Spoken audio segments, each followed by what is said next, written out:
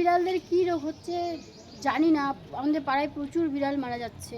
আজকে হঠাৎ সকালবেলা দেখছি এই বিড়ালটার পরিস্থিতি এরকম, পায়খানাও করে ফেলেছে। দেখা একটু, পায়খানার ভেতরে প্রচুর কৃমি রয়েছে।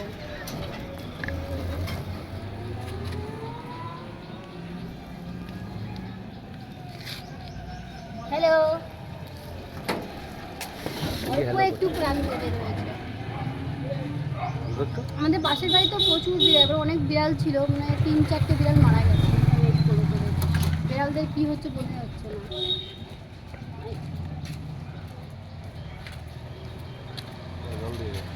সার নেই অথচ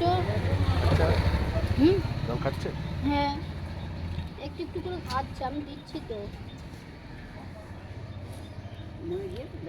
মরে যাবে, ও একটুখানি টিম করছে, পেটটা একটু উঁচু নিচু হচ্ছে।